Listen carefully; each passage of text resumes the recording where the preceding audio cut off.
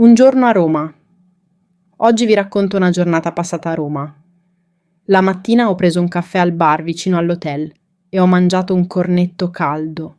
Poi sono andato a piedi verso il Colosseo, insieme a tantissimi turisti arrivati da tutto il mondo.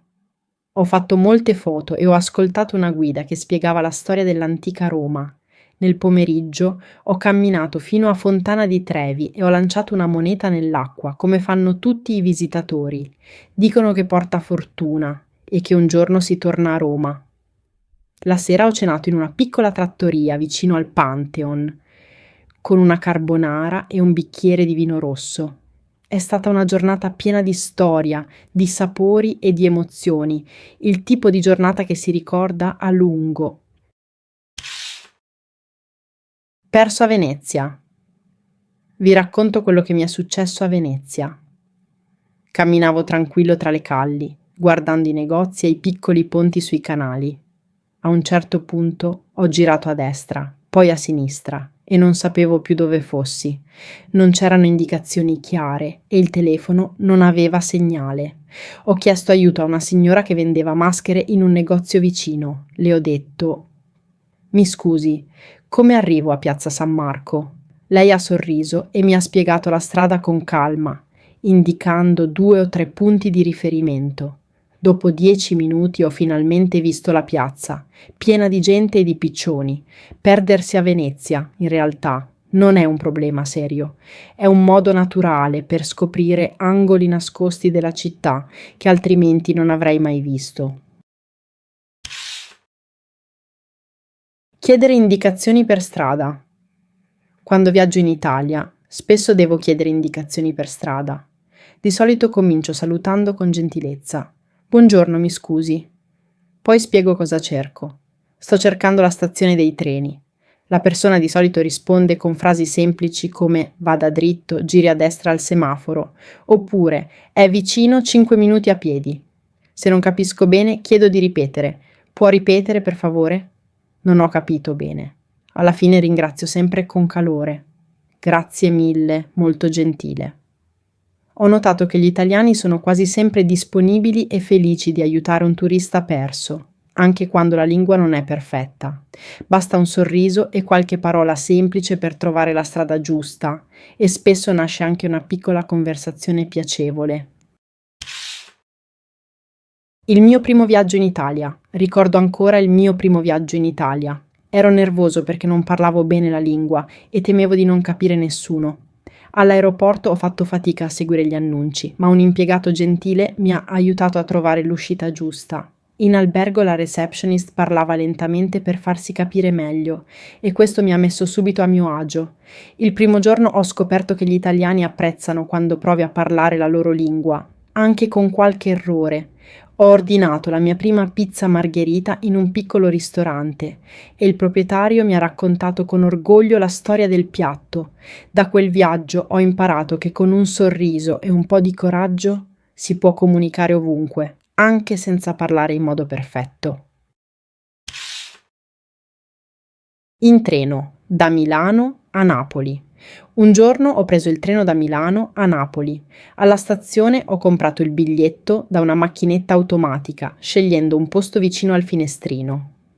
Il treno era veloce e comodo, con internet gratuito e un vagone ristorante ben fornito.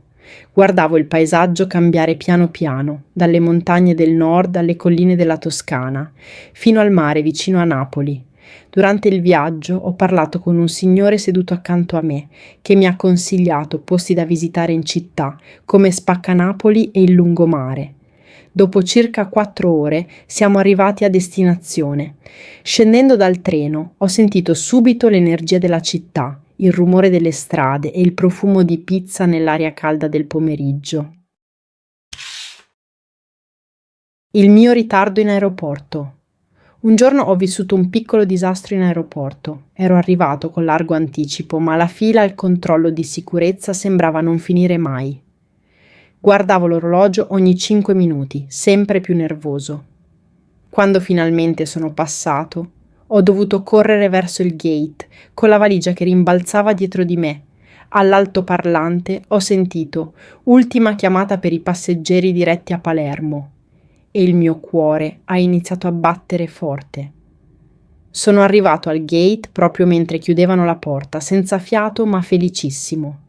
L'assistente di volo mi ha guardato e ha detto: "Ha fatto appena in tempo". Da quel giorno ho imparato una lezione semplice: meglio arrivare in aeroporto con più tempo del necessario per evitare un simile spavento. Un weekend in Toscana. Un weekend in Toscana è sempre una buona idea.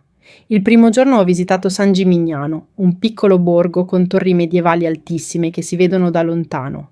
Ho camminato tra le vigne e ho assaggiato il vino locale in una piccola cantina a conduzione familiare. Il secondo giorno sono andato a Siena, dove ho visto la famosa Piazza del Palio, ancora vuota la mattina presto. Ho mangiato pane toscano senza sale, con olio d'oliva e pomodoro fresco. La sera, seduto su una terrazza con vista sulle colline, ho capito perché la Toscana è considerata uno dei posti più belli d'Italia. Aria pulita, cibo genuino e paesaggi che sembrano dipinti a mano, tutto in un solo weekend. La prenotazione dell'hotel. Prenotare un hotel in italiano non è difficile se conosci alcune frasi utili. Si può iniziare così: "Buongiorno, vorrei prenotare una camera doppia per 2 notti". Poi si specificano le date, dal 10 al 12 agosto. Spesso chiedono con o senza colazione inclusa e si può rispondere secondo le proprie preferenze. È utile anche chiedere: "C'è il parcheggio?" Oppure "A che ora è il check-in?". Alla fine della prenotazione conviene sempre confermare chiedendo: "Può mandarmi la conferma via email?". La prima volta che ho fatto tutto questo da solo mi sono sentito davvero orgoglioso. Con queste semplici frasi prenotare una stanza in Italia diventa un'esperienza tranquilla, anche per chi sta ancora imparando la lingua. Le isole italiane che ho visitato. L'Italia ha isole bellissime e ne ho visitate alcune negli ultimi anni. La Sicilia mi ha offerto storia antica, spiagge dorate e un cibo incredibile, come gli arancini e i cannoli. La Sardegna è famosa per il mare cristallino, soprattutto vicino alla Costa Smeralda. Le isole Eolie, vicino alla Sicilia, hanno vulcani attivi e panorami che sembrano da un altro mondo. Capri, piccola ma elegante, mi ha sorpreso con la Grotta Azzurra e le sue boutique raffinate. Anche l'isola d'Elba in Toscana è perfetta per chi ama la natura e le camminate in collina.